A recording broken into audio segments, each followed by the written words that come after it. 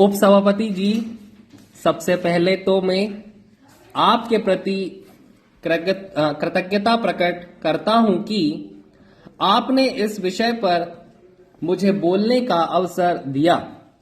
आज इस विषय का महत्व और बढ़ गया है क्योंकि पिछले साल देश के 12 से भी अधिक राज्यों में सूखे का प्रभाव रहा और 3-4 राज्य पूरी तरह से बाढ़ से ग्रसित रहे।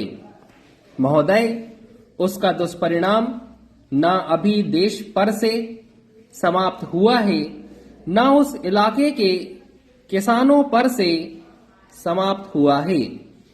एक बात का मैं और उल्लेख करना चाहता हूं कि एक के बाद एक की गई घोषणाएं, जैसे अभी मंत्री महोदय ने कीमतों में वृद्धि की घोषणा की।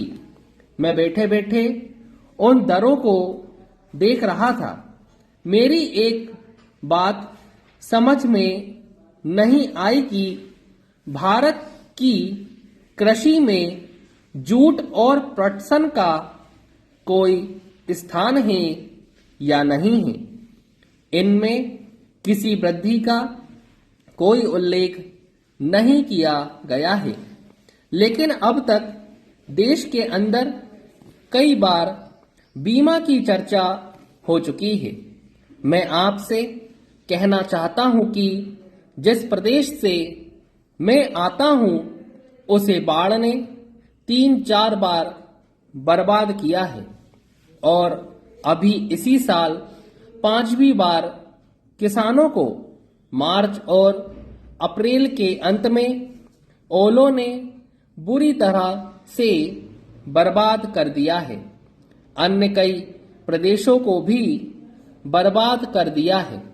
हम अगर फसल बीमा की चर्चा करते हैं तो इस फसल बीमा का जो वास्तविक लक्ष्य है वह पीड़ित किसानों को बचाना है, उनको राहत पहुंचाना है।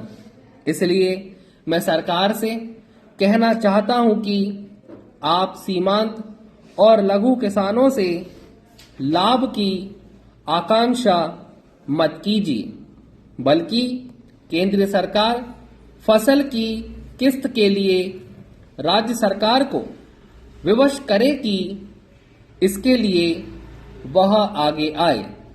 महोदय, देश का जो किसान है उसमें से लगभग 80% किसान सीमांत और लघु किसान हैं और केवल 20% किसान ऐसे हैं जो लघु और सीमांत किसानों के ऊपर हैं।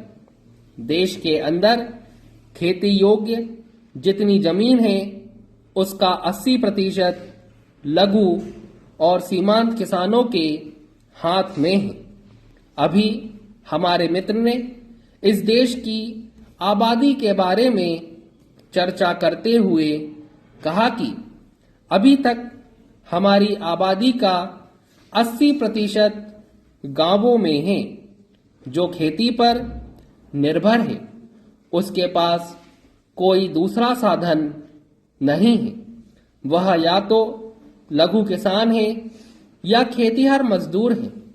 अन्य कोई काम उसके पास न होने से उसकी अवस्था खराब हो गई है। कभी बाढ़ उसे तबाह कर देती है, कभी सूखा पड़ता है। हर तरह से उसके खेतों को ही नुकसान होता है।